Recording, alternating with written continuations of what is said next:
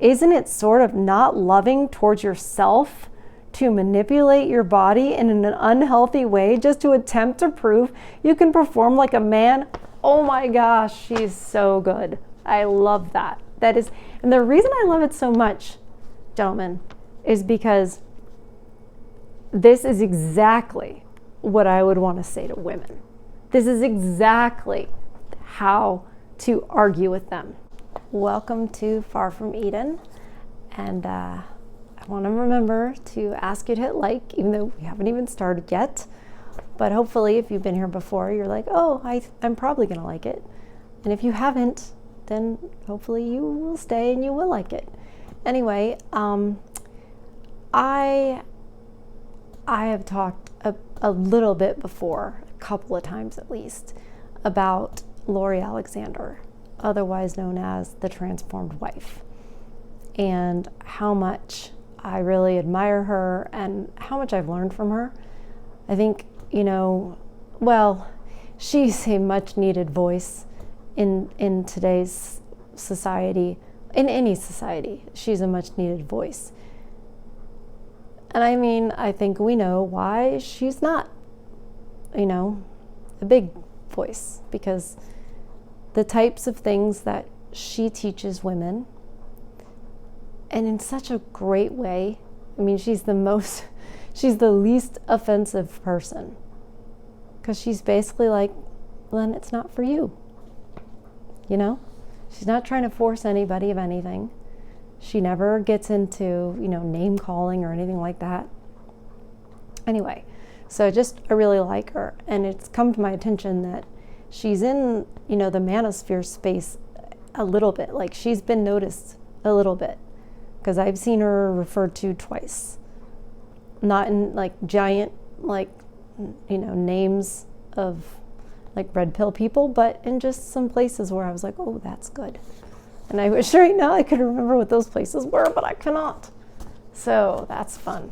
Anyway, I was reading some of her stuff today, and she shared an article, I guess technically it's a blog post, from a lady named Laura Dill. And I read it, and I thought, I need to share this with them, because I just think it says things. It says a lot of things, and I want to go over it with you guys. It's entitled, "A Feminist Society Drowning in Self-Love and Perhaps a Better Way." And I've actually been thinking about that. You guys, my generation and younger and older will remember the Whitney Houston song, "Greatest Love of All." Remember? I believe the children are the future. Teach them well and let them lead the way. Show them all the beauty they possess inside. Give them a sense of pride to make it easier, which that never made sense to me.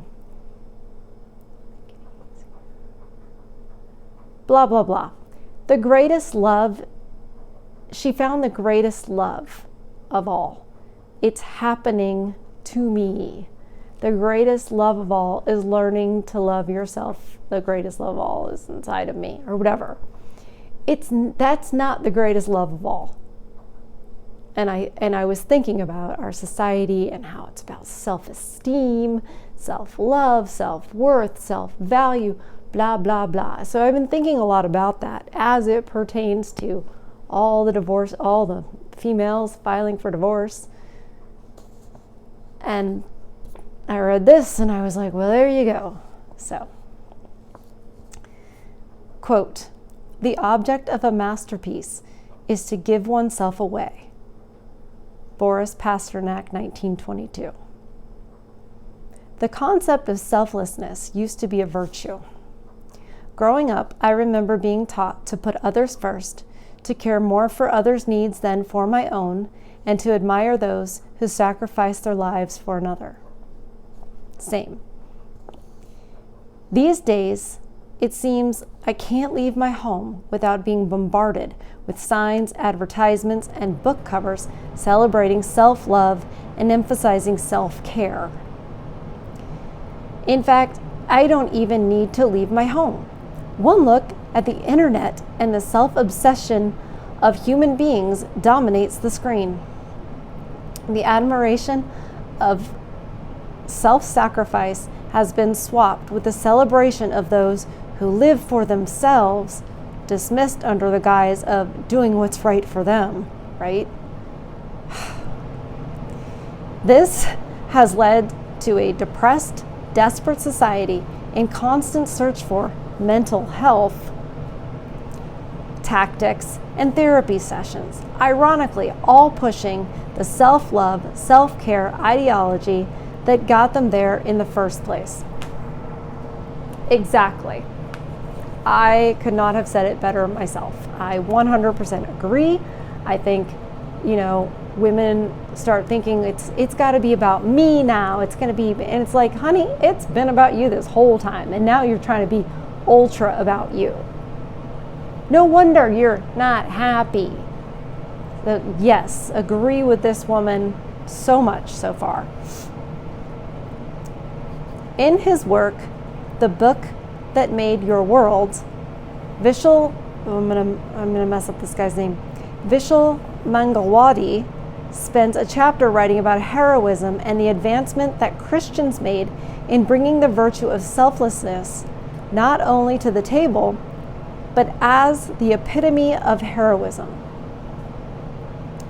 In the classical Greco-Roman world, a hero was a person who had the power to conquer and rule over others.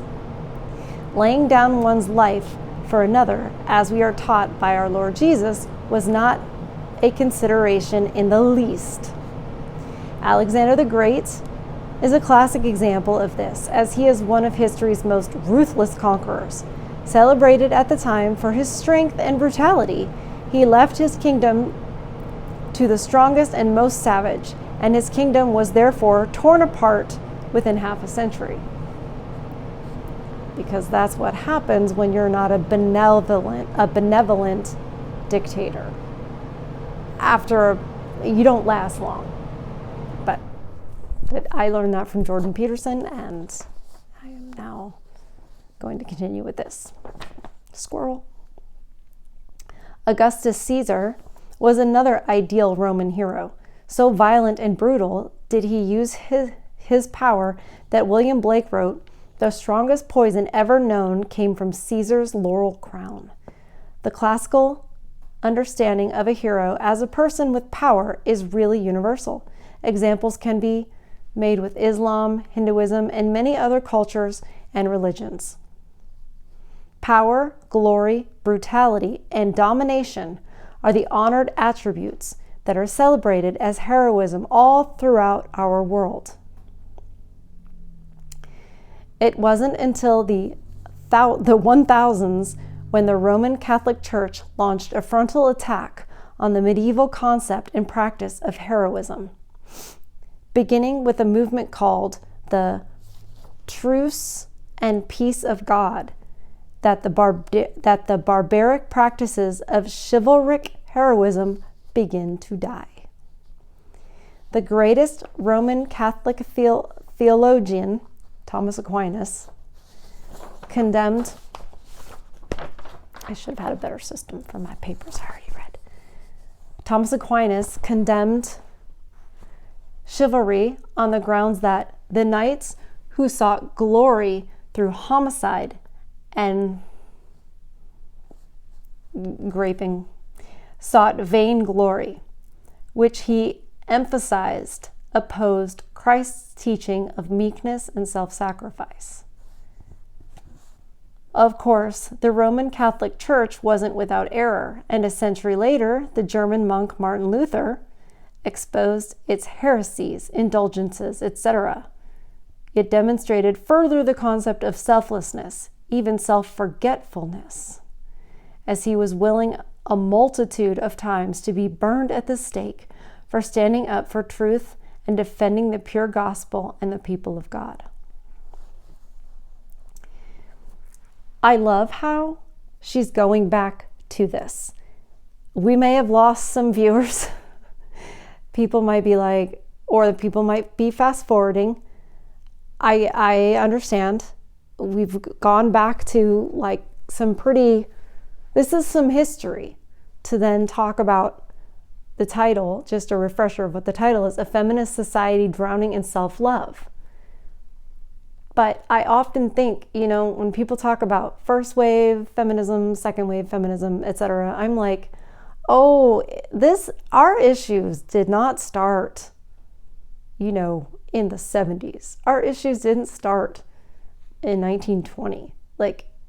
No. We might have seen,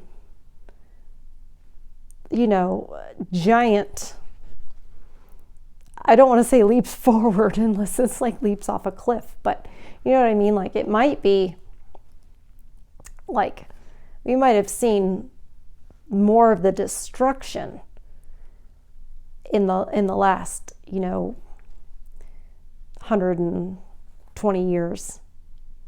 But it didn't start there.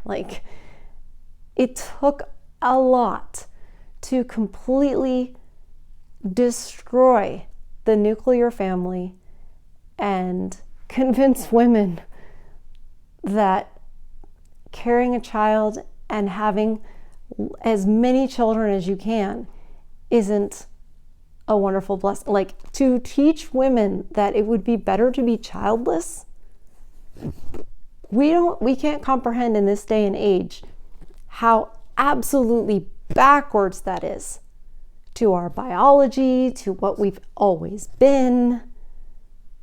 Now that part's recent, but to get to that, it took a long time. And that's why we got to go all the way back to this. If we want to think about, well, how did it go wrong? And in that case, well, what does that mean for us now? What does that mean for the future generations? So that's just what I think. Plus, I don't know, I think history is really interesting. So, especially real history, not the stuff they teach you in government schools. Okay. All this to say, ever since then, it has been custom in Western society to admire selflessness, to praise self-sacrifice, and to look upon as heroes those who lay down their lives for the benefit of another. That is, until today. Very recently, What is praised these days? Soldiers who fight for their country? Mothers who give their lives to raising their children? Hard-working fathers who labor all day with little to no acknowledgement for their toil? No. What's celebrated is the person who is brave enough to be his or her true self, i.e., whatever gender, animal, inanimate object their feelings tell them they should be, and make a fuss about it in public. Yes. What's celebrated is a man wearing a woman's dress on the cover of magazines. What's celebrated is a woman who aborts her baby because she feels it would ruin her life of pursuing a dominating career, which she believes is the ultimate way to prove her worth. Or a woman who refuses to stay home and submit to her husband because she must go fight against the oppression of women, which is a make-believe idea in society. Or the woman who decides to leave her husband because she's not happy anymore and she needs to do what's right for her. I could be such good friends with this lady. Oh my goodness. These self-centered, vain celebrations that are applauded in today's society as honorable and heroic show that not only have we made a complete 360 degrees from our progress we made from the vain glory of medieval chivalric heroism, we've stooped even lower. At least, if anything, we could admire the aspiration of strength in the Greco-Roman world. Strength is noble, needed, and is indeed a virtue. Now, meekness is the greatest aspiration because it is strength and power under control, used for the good and protection of others, not to glorify oneself or to exploit others. But in our day, the causes that people fight for are utterly shameful. All are motivated by self-love.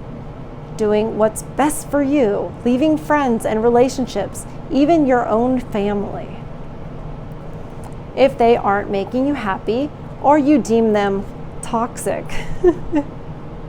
Sorry, my hair's attacking me for some reason right now. Okay. I know, we ended on toxic. I remember that because it made me giggle. Okay. And the ultimate achievement is caring for yourself, whatever the cost. Of course, people will defend this with, you can't fill from an empty cup. Or, you can't help others if you don't help yourself. But I don't buy this. Of course, everyone needs to take care of themselves, eat right, exercise, get good sleep. But these natural courses of self-care don't need to be emphasized. We naturally love ourselves. We naturally want to take care of ourselves. What is not natural is being selfless.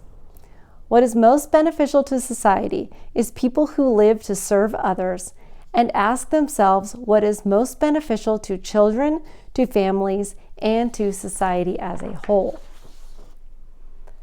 I also want to add in there when they talk about, oh, you can't, what happens, it's like you can't pour from an empty cup.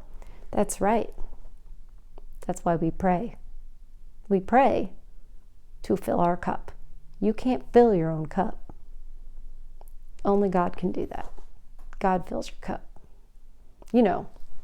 If you ask and pray and that, you have to do that, but that's what he does. So if you think you can go fill your cup, how are you going to do that? All this self-love, self-care, all that stuff. No. So that was just my little 2 cents. She goes on to talk about some things that I don't want to repeat on YouTube because I don't want to, get in trouble and risk everything getting struck. She just talks about, they talk about how they're talking about self-care, all this kind of stuff. They don't focus on a cause that you could support that would be beneficial. They focus on all the go get a massage and stuff like that. And then she lists some things that would be some actual good causes, and then she lists the things that I don't want to say on YouTube that are the causes that people take up nowadays, like the rainbow crowd and stuff, and just basically when people, like a woman, rather than take up a noble cause and really be selfless in doing that, rather than do that, she'll sort of adopt the victimhood of some other group or perceived victimhood of some other group, and then, that kind of stuff. So then she goes to, and those women who support all these the supposed victim groups, they're the women who, for whatever reason, while hating men, try as hard as they can to become like men. In sincere honesty, is there not something gross about this? Yeah. Of all the victim crying movements taking over society, the feminist woman empowerment movement might be the most destructive. It has in itself led to this self-obsessed society in pushing the whatever is best for you mentality rather than seeking the interests of others. It is entirely self-focused, not caring about the well-being of husbands, children, or family. It has led to not only the action of millions of aborted babies and the celebration of mothers who abort their babies, it has led to women into the workforce, abandoning their children to be raised by others. Daycare, government schools, etc. It has doubled the divorce rate since the 1950s. It has brought women into the military, which has only created problems, both for them and for the men they work with. I know this is taboo, what I am saying. I know speaking contrary to such accepted ideals is overwhelmingly avoided in our sensitive society, because coming across as offensive seems to have become the worst crime one can commit in our day. But going back to the question of what is most beneficial to society, it is undisputed that a loving family unit that stays together, where the father works and provides and protects, and the mother supports her husband and cares for her home and raises her own children, leads to the most flourishing society, including one with the most mental health and stability. Notable since there is such a big mental health emphasis these days. This is all undisputedly proven in history. Homes where fathers aren't present or where mothers are absent, yes, including working mothers, leads to the children being more likely to use drugs, commit crimes and felonies, and go to prison when they are adults. Also to drop out of high school. And if it's a girl, get pregnant. Women in the workforce, specifically in the military or positions of authority, has only led to more unwanted pregnancies and the breaking up of families due to adultery. I can sadly tell of countless stories of military women who have thrown themselves at the married military men they work with, utterly careless that they have a wife and children at home. Some men I knew to resist, some didn't. I have personally known several instances where police officers have committed adultery and left their families for the female coworker that they worked so closely with day in and day out. I am not overlooking the husband who should have had better character, but we are not all sinners who need to guard are we not all sinners who need to guard ourselves? Is placing females so intimately in partner relationships with males really a good idea? No, it isn't. The feminist movement does not care about honor and nobility. It does not care about the breaking up of families. I think that's its intention, but that's some would call me a conspiracy theorist. I'm not offended by that. It's not inaccurate. So, no, the feminist movement does not care about those things. I've yet to meet a woman in the military who joined because she cared so much about defending our country and wanted to give her frail female strength to serve and protect it. I don't remember reading that when I read through this the first time. That's funny. No women who join the military do so to prove, or at least attempt to prove, that women can do what men can do. Yeah, you mean they're not like G.I. Jane from the movie? Shocking. Their motives are entirely driven by a desire to dominate and prove their equality as a strong, empowered woman. But who honestly wants a regiment of women fighting a gruesome battle for their country? I don't. And if they were honest with themselves, they know they wouldn't perform as successfully as a regiment of men would. Their attempt would be a disaster, which shows that their motivation is not their country's best interest, but merely their social status.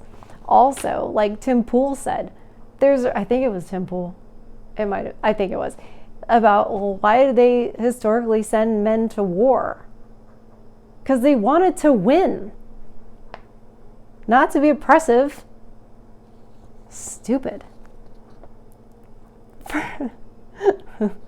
Further, consider how females in the military are strongly encouraged to take hormone pills to block their periods each month so that their menstruation doesn't interfere with their tasks in the field.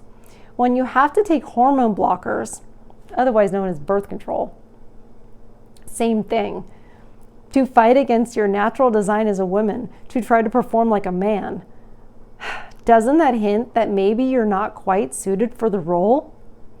That may be your natural biology shows what a woman is designed for, to bear and raise children. Isn't it sort of not loving towards yourself to manipulate your body in an unhealthy way just to attempt to prove you can perform like a man? Oh my gosh, she's so good. I love that. And the reason I love it so much, gentlemen, is because this is exactly what I would want to say to women. This is exactly how to argue with them. I don't know if it translates to men, but like this is exactly how to I would love to sit there and see what they would say. I mean, they're going to say,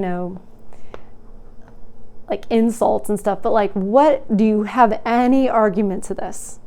Like, seriously, can you argue against this? That's what I would love to see them. That's what I'm getting such a kick out of. I'm like, yeah, get it. Oh. Yes, as mentioned, is it really about performing like a man? Or is all this women equality outcry really not about equality at all, but about domination? What women are signing up to work on oil rigs or railroads or to be construction workers, plumbers, or electricians? They aren't. For one, they know they simply can't excel in such jobs. Yep. I just imagine them like just turning red. They're so angry. But more so, their goal is to dominate men. Try. To be in power over them, hence women empowerment. This is why women are not seeking heavy labor jobs, but positions of authority. Excellent point. Absolutely excellent point. This is why the military now has female platoon commanders. Isn't that so ridiculous? Oh my gosh, that's embarrassing. Poorly leading a platoon of males who, number one, could all lead better than her, and number two, are all just wondering what it would be like to sleep with her, if not finding out in reality via consent or force. Sorry guys, I've been around enough Marines not to tiptoe around the truth. It is what it is. Mangalwadi, my beloved scholar from India, who I previously mentioned, laments this reality when he writes, "The great American family is now falling apart because of the feminists who believe that equality demands that 20-year-old girls be sent as soldiers into enemy territories where they are vulnerable to being captured, raped, and brutalized in defense of feminist ideology. But women call this progress and insist on becoming better men than men. All the while applauding a man who wins Woman of the Year, essentially crowning a man for being a better woman than a woman. The irony. But oh, I digress. Men and women simply are built differently. Sorry, I'm not trying to be a grammar nerd, but it is what it is. This is biblical. God created man and ordained him to rule and dominate the earth.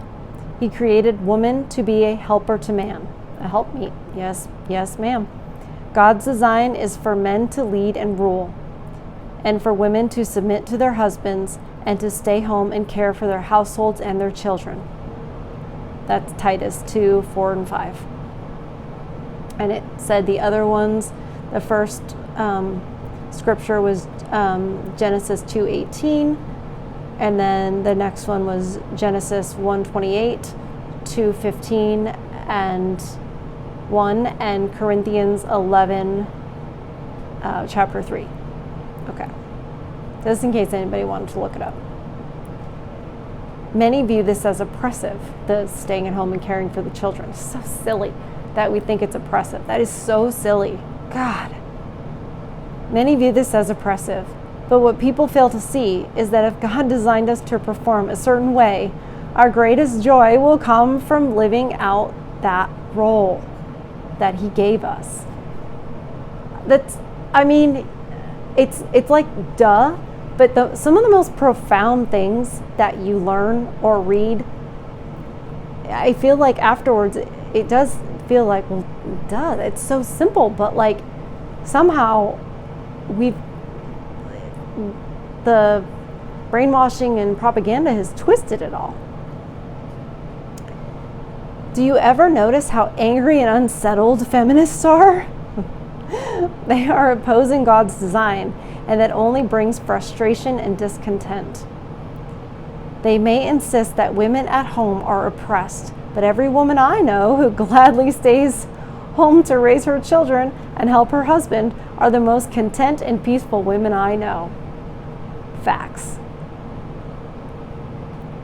It is wrongly assumed by feminists that to be under authority of one's husband implies that women are lesser in value. This couldn't be farther from the truth. Men and women are equal in worth and value, but are simply designed to perform different roles. Mangalwadi elaborates well on this when he writes, "A conductor and a musician are equal as human beings, but in an orchestra the musician is under the conductor's authority. Submission to that authority does not make the musician a lesser human being." It's a great analogy. It makes him an effective musician. According to the Bible, the husband and wife are a team of equals. The husband is to rule with gentleness, but he is to rule.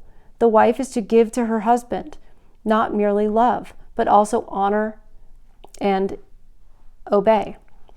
Obeying her husband does not make her a lesser human being. It makes her an effective wife, mother, and citizen to society. She is not less privileged. She indeed holds the most privilege of the two sexes. That's what I've been saying. And that's one thing that some men's rights activists do not like. They're like, well, hey, she's so much more privileged in that situation. I mean, I can't argue with that.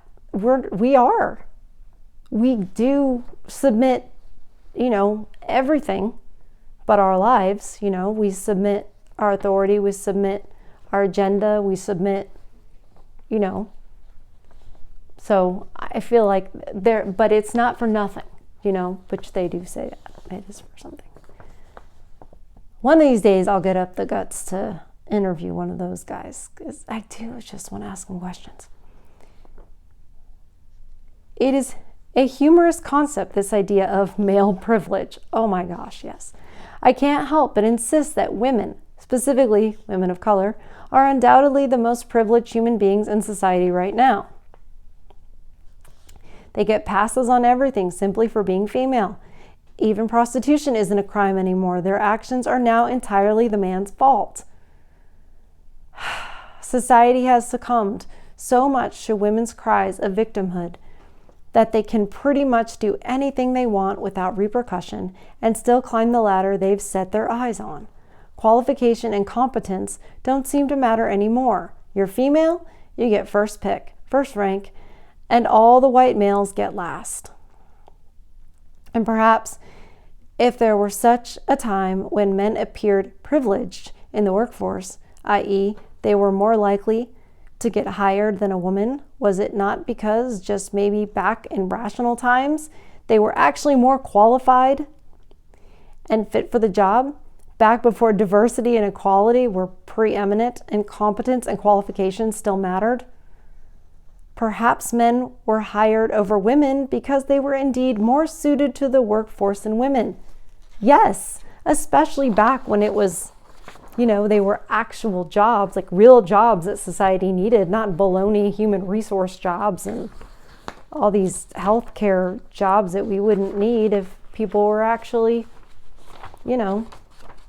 living a simpler life. People are sicker now than they were back then. So, we wouldn't need all these, we wouldn't need childcare workers. We wouldn't need teachers. Anyway, she goes into that. I do know that because I thought, I've got things to say. But the further irony is, when did toiling outside the home become a privilege? Exactly. Men for centuries have always got the brunt of societal roles, the weight of bills and providing for their families. all through labor and toiling and answering to a boss, having higher stress levels, more strokes and heart attacks, and younger death rates, all while the women get to stay home and freely live as they please under no authority or time clocks other than their husbands, who, if living according to God's design, are caring for and loving their wives as Christ loves the church. And they say that men are the privileged ones? Exactly. G.K. Chesterton underscores the fallacy when he writes, "Feminists are always talking about men going forth to wield power, to carve his own way, to stamp his individuality on the world, to command and to be obeyed. But indeed, he is not so free." Of the two sexes, the woman is in the more powerful position, for the average woman is at the head of something with which she can do as she likes. The average man has to obey orders and do something else. He has to put one dull brick on another dull brick and do nothing else. He has to add one dull figure to another dull figure and do nothing else. The woman's world is a small one, perhaps, but she can alter it. She does work which is in some small degree creative and individual. She can put flowers in fancy arrangements of her own. I fear the bricklayer cannot put bricks in fancy arrangements of his own, without disaster to himself and others. Indeed, I should favor anything that would increase the present enormous authority of women and their creative action in their own homes. The average woman is a despot. The average man is a serf. And feminism is that mixed up, muddled idea that women are free when they serve their employers, but slaves when they help their husbands. But women have chosen to flee their beautiful role of helpmeet to their husbands and of motherhood to pursue serving a boss instead of their family, and this has only created disorder, discontentment, divorce, depression, and death. Truer words never been spoken. How abundant, on the other hand, are the joys of being a woman who embraces her role of serving and submitting to her husband, of caring for and raising her children, and rejoicing in the love and grace of God. These things are more precious than can be put into words. 19th century Presbyterian minister J.R. Miller, from whom I have drawn much inspiration, encouragement, and joy in my homemaking aspirations, has, I believe, eloquently set words to describe the beauty and necessity of homemaking, of which I am indebted to include. So she includes several lengthy quotes of his. And if you guys are interested, you can check out Minister J.R. Miller. And but I didn't think we needed to read all of his stuff about homemaking. I have a feeling that a lot of you men understand what the value of a homemaker is much better than the women who should be doing it do. But he did start off by saying, or the beginning of the first quotation is, "Oh, that God would give every mother a vision of the glory and splendor of the work that is given to her when a babe is placed in her bosom to be nursed and trained." Just the visual of that. Women, if only they knew. If the brainwashed women who think that being at home with your children and keeping the home and submitting to your husband who loves you, if only they knew the truth.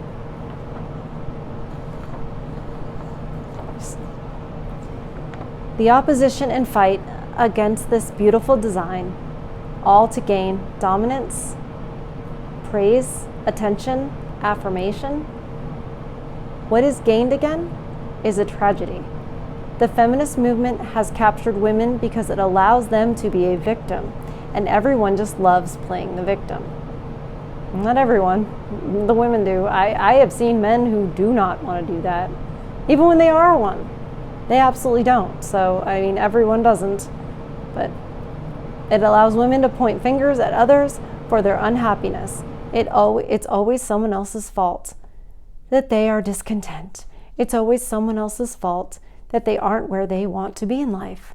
Taking ownership for any outcome of one's life is out the window when all you have to do is cry oppression or racism. The pursuit of happiness cannot sustain one throughout life, as it inevitably does not produce happiness. Obviously, it just doesn't. Pursuing happiness doesn't produce happiness. You can't do that. If a life of happiness and ease is what you're seeking, you will not receive either. If excellence and nobility are what you seek, you will receive these along with peace and happiness.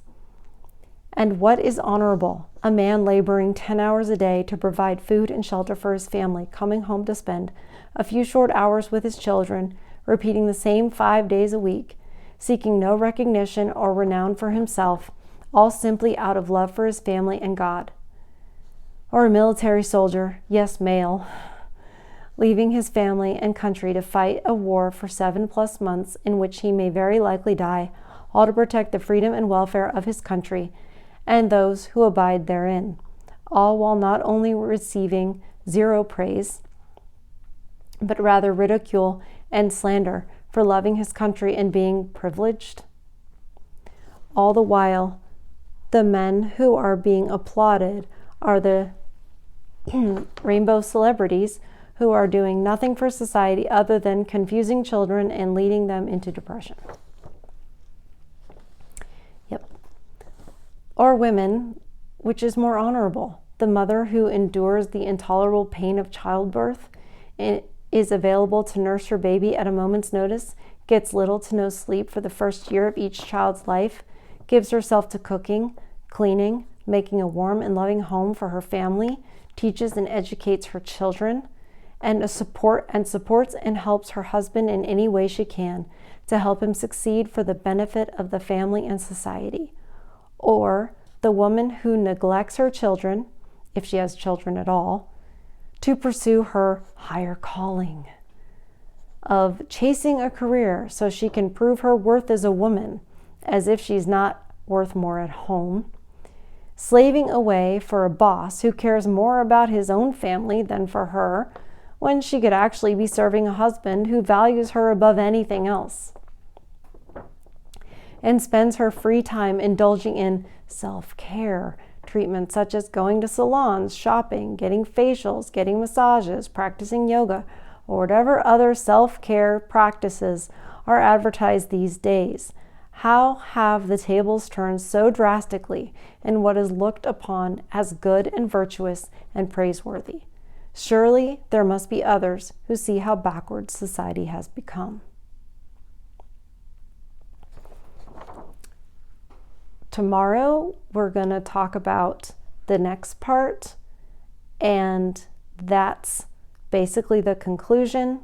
She talks about some of the exceptions to some of the things she said, like women in the workforce, different things like that.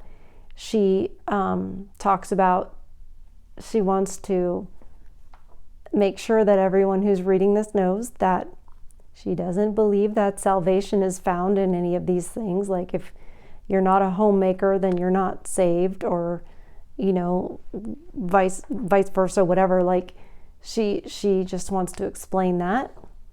And so I wanted to break it up a little bit so that it wasn't going to be, I'm not quite ready for a 2-hour show.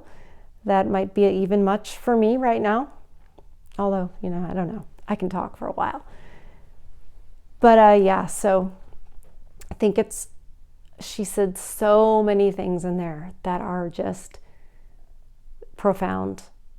And I'll say it, like, I just love when I find another woman, and she seems to be younger than I am. She's not the transformed wife's age, which is she's in her 60s, and then I'm in my mid-40s. I think this woman's probably 30, younger. And it's just so encouraging.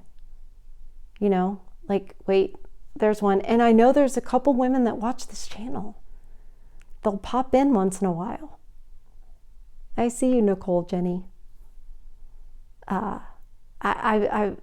like, oh my goodness, it's a woman, and she's being nice. What? It's exciting. It's exciting that there are some women waking up to some of this stuff, and some of them are young, you know.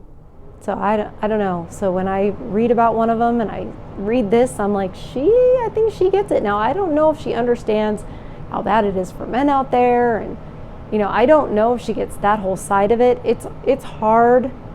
You know, I don't know if she knows, like, you know, church isn't a good place to find a woman. Like, I don't know how much she gets, but she definitely gets what the men are supposed to be doing, what the women are supposed to be doing, and why we're so off base.